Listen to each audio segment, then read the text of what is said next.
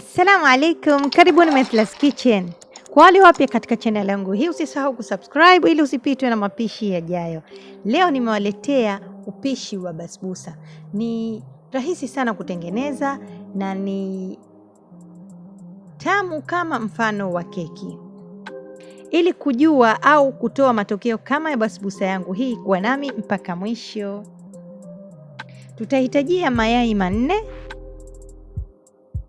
na sukari kikombe kimoja.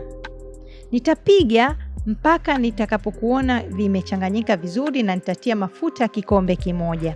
Endelea kuchanganya na kisha tia Nestle cream kikombe kimoja. Kama huna Nestle cream unaweza kutumia yogurt.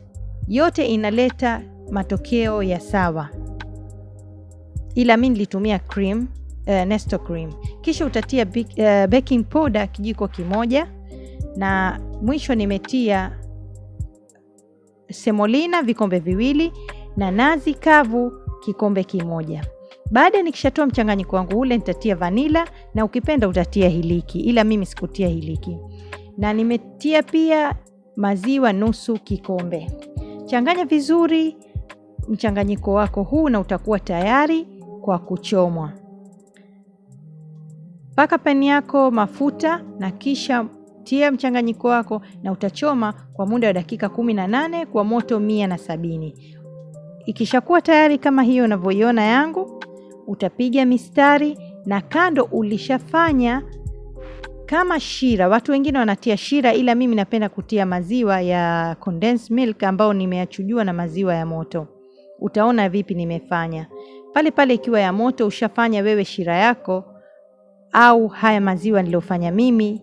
Nimechukua kikombe kimoja na maziwa ya condensed milk nimetia pamoja kama hivyo, na sikuache ichemke sana. Basi nikaepua na kutia katika basbousa yangu. Kutia maziwa haya basbousa inatokea nzuri tamu sana. Ila wapo ambao wanapenda kutia shira. Ni wewe na uamuzi wako. Kama unavyoona hapo, nitamwagia vizuri na itakuwa basbousa yako tayari kwa kula.